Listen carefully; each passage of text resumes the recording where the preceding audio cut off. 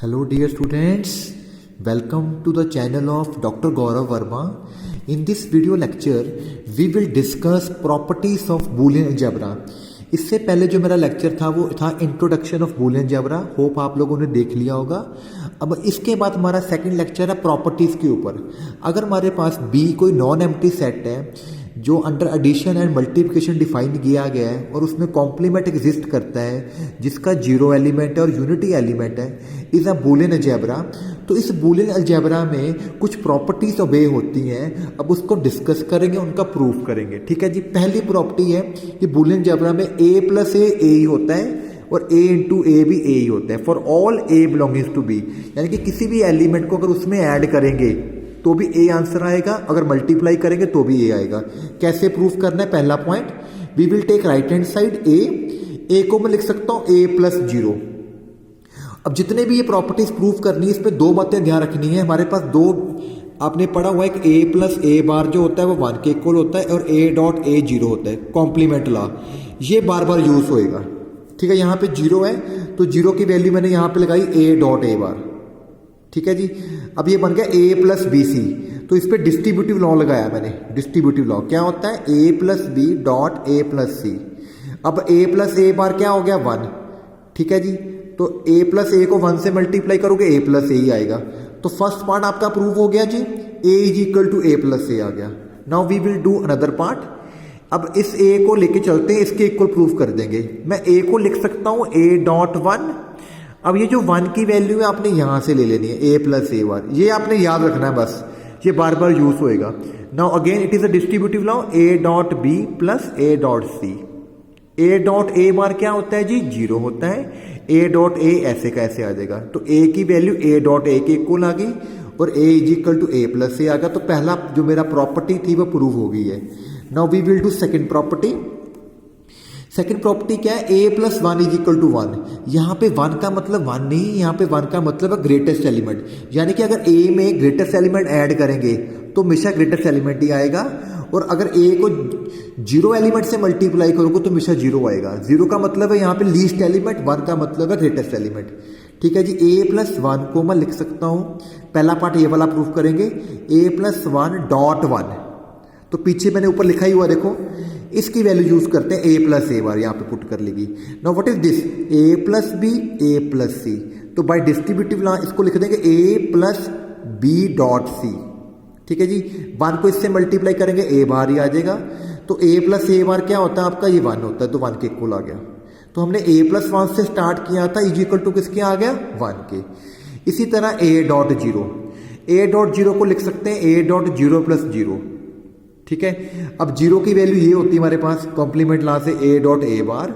Now it is again A dot B plus A dot C. A common निकल गया, zero plus A bar. Zero में कुछ भी add करो तो वही चीज आ जाएगी ए बार.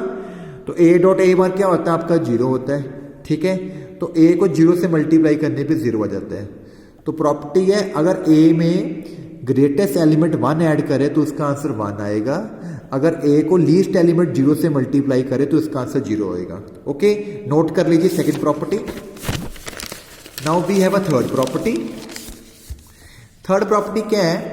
If A plus B is equal to 1 A dot B is equal to zero. अगर दो एलिमेंट्स को प्लस करे इज इक्वल टू 1 आ जाए और डॉट करने पे जीरो आ जाए तो इसका मतलब ये जो बी है ना ये इसका कॉम्प्लीमेंट है ए का for all A B belongings to B. तो कैसे प्रूव करेंगे? गिवन, ये चीज गिवन है, मुझे शो करना है कि ए का कॉम्प्लीमेंट बी है. ठीक है. मैं स्टार्ट करता हूं ए बार से. I can write A bar is equal to A bar into 1. इसके साथ 1 लगा दिया. अब इस 1 की वैल्यू मुझे क्वेश्चन में दी हुई है ए प्लस बी, तो मैंने यहाँ पे ए प्लस बी पुट कर दिया. अब ये हो गया distributive law, A dot into A, sorry A bar into A हो गया, ए बार इंटू बी हो गया. ठीक है. अब ए इंटू बी की वैल्यू जीरो है.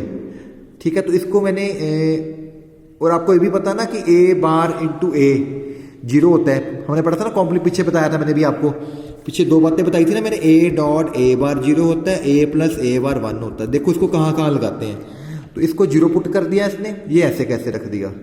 तो ए बार की वैल्यू हमारी इसके इक्वल आ गई ए बार डॉट बी की. ठीक है जी. इसको हमने नंबर 1 से डिनोट कर दिया. ये मैंने ए बार को सॉल्व किया. अब मैं अकेले बी को सॉल्व करता हूं. बी को मैं लिख सकता हूं 1 इंटू बी ठीक है जी। 1 की जगह मैंने यूज़ कर ली ये वाली value a plus A bar वाली, ठीक है जी।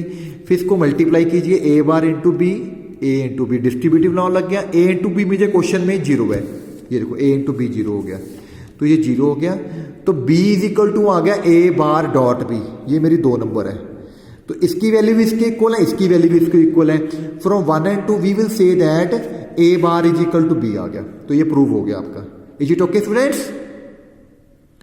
थर्ड प्रॉपर्टी है कि अगर a plus B is equal to 1 है, a dot B is equal to 0 है, तो b उसका क्या आएगा? कॉम्प्लीमेंट। नेक्स्ट देखिए आगे प्रॉपर्टी नंबर 4, a बार का बार, यानी कि अगर a का 2 बारी कॉम्प्लीमेंट कर दे तो उसको a के इक्वल आ जाता है वो।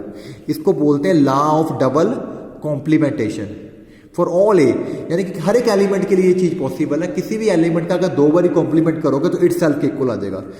हमें पता है कि अगर कोई एलिमेंट a है और उसका कॉम्प्लीमेंट a बार है तो उसकी प्रॉपर्टी होती है a प्लस ए बार 1 के इक्वल होता है, a डॉट ए बार 0 के इक्वल होता है। a का कॉम्प्लीमेंट क्या है? a bar. हेयर इसको मैंने उल्टा करके लिख देता हूँ इसी चीज को, by complement law, a bar plus A is equal to 1, a dot is equal to 0। इसका मतलब a बार में ये ऐड करने पे 1 आ रहा है, इसका मतलब ये a बार का है, ये क्या चीज है? Complement. So I will write a bar का कॉम्प्लीमेंट क्या हो गया? This thing. Therefore complement of a bar is equal to a, ये सिंपल सी बात है, ठीक है जी। फिफ्थ प्रॉपर्टी है कि 0 का कॉम्प्लीमेंट 1 होता है और 1 का कॉम्प्लीमेंट 0 होता है। स्टूडेंट्स मैं आपको ये बात समझाता हूँ, 0 का मतलब यहाँ पे 0 नहीं है, 0 का यहाँ पे मतलब है लीस्ट एलिमेंट, यानी कि जो लीस्ट एलिमेंट का कॉम्प्लीमेंट होगा वो ग्रेटेस्ट एलिमेंट होएगा, और जो ग्रेटेस्ट एलिमेंट का कॉम्प्लीमेंट होगा वो लीस्ट एलिमेंट होएगा, ठीक है जी। तो हमारे पास हमने ऊपर काफी कुछ किया हुआ है। 0 प्लस 1, अगर 0 प्लस 1 करें तो 1 आएगा, 0 इंटू 1 करेंगे तो 0 आएगा। तो इन प्रॉपर्टी से ये हमें शो होता है कि जैसे कि a प्लस ए बार होता है 1 और a डॉट ए बार होता है 0, तो यहां से आइडिया लगाया जा सकता है कि 0 का ये जो 0 में ऐड हो रहा है 1 दे रहा है। पीछे प्रॉपर्टी की ना थर्ड नंबर पे a plus B is equal to 1, a dot B is equal to 0, तो उस प्रॉपर्टी से using property number 3, 0 bar is equal to 1 and 1 bar is equal to 0 हो गया, ठीक है। 6 नंबर प्रॉपर्टी देखिए, इफ 0 इज इक्वल टू 1, अगर किसी सेट में, अगर किसी बूलियन अलजेब्रा में लीस्ट एलिमेंट ग्रेटेस्ट एलिमेंट के बराबर आ गया, then b contains only 1 element, तो उस सेट में सिर्फ एक ही एलिमेंट होएगा। Then b contain only 1 element, तो उस सेट में सिर्फ एक ही एलिमेंट निकल के आएगा।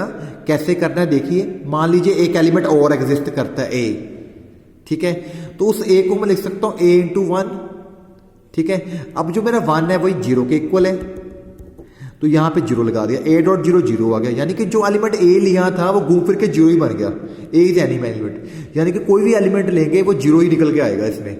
तो अगर किसी बूलियन अलजेब्रा में 0 इज इक्वल टू 1 हो जाए तो उसके सारे एलिमेंट्स 0 हो जाएंगे, फिर उसमें कोई भी एलिमेंट एग्जिस्ट नहीं करेगा उस सेट में, ठीक है जी। लास्ट हमारे पास है कैंसलेशन लॉ। कैंसलेशन लॉ क्या होता है, अगर a plus B is equal to A plus C है और a bar plus B is equal to A bar plus C है, तो ये a कट जाएगा, a बार कट जाएगा, तो b is equal to C आ जाएगा। ये एडिशन के लिए। इसी तरह मल्टीप्लाई में अगर a dot B is equal to A C है and a bar dot B is equal to A bar dot C है, तो a कट के इधर से कट के b इज इक्वल टू सी आएगा। इसको बोलते हैं कैंसलेशन लॉ। तो पहला पार्ट प्रूफ करेंगे एडिशन के लिए, a plus B is equal to A C, ये मुझे गिवन हो गया। तो मैं क्या करता हूं, b से स्टार्ट करता हूं, मुझे शो करना है कि b c के इक्वल होएगा। So I can write b is equal to 0 plus B, b को मैं लिख सकता हूं 0 प्लस बी। इस 0 की जगह वही प्रॉपर्टीज जो मैंने शुरू में बताई थी आपको कि a प्लस ए बार 1 होता है और a डॉट ए बार 0 होता है। ये बार बार यूज होनी है किसी भी लॉस को प्रूफ करने के लिए। इसकी जगह लिख लिया गया a dot A bar, distributive law लगेगा a plus B dot A bar plus B हो जाएगा। अब ये जो a प्लस बी है भाई, ये तो a प्लस सी के इक्वल है और a bar plus B a bar plus C के इक्वल है, तो यहां से ये चीज आ गई। इस पे दोबारा डिस्ट्रीब्यूटिव लाया गया, तो ये हो गया a dot A bar plus C हो गया। a डॉट ए बार 0 होता है, तो ये 0 बन गया आपका, तो b आपका c के इक्वल निकल के आ गया, ठीक है जी, एडिशन वाले केस में। अब हम मल्टीप्लाई वाला केस करेंगे, A B is equal to A C, वैसे स्टार्ट करेंगे, b को लिख लेंगे, एडिशन में प्लस ले लेंगे 1 0 करके, इसमें 1 डॉट बी, 1 की वैल्यू ये वाली यूज करो, a plus A bar into B, इससे मल्टीप्लाई हो गया A B plus A bar B. अब ए बी जो है भाई ए सी के इक्वल है, ए बार बी ए बार सी के इक्वल है, तो वैल्यूज यूज कर ली गई, ए सी ए बार सी ऊपर से देख के। तो सी कॉमन ले लिया, डिस्ट्रीब्यूटिव बनाना लग गया, ए प्लस ए बार सी हो गया और हमें पता है ए प्लस ए बार मेरा 1 होता है, तो B is equal to C आ गया। तो दोनों केसेस में मेरा B is equal to C आ गया है। तो स्टूडेंट्स ये लेक्चर बड़ा इंपॉर्टेंट है प्रॉपर्टीज अंडरस्टैंड करने के लिए। उसका प्रूफ कैसे किया है आप लोगों ने याद रखनी है। प्रॉपर्टीज जो हमें क्वेश्चंस करने हैं बूलियन अलजेब्रा के सिंप्लीफाई वाले क्वेश्चन, उनमें ये प्रॉपर्टीज यूज होएंगी। Thank you very much for watching my videos. Please subscribe my channel. Thank you very much.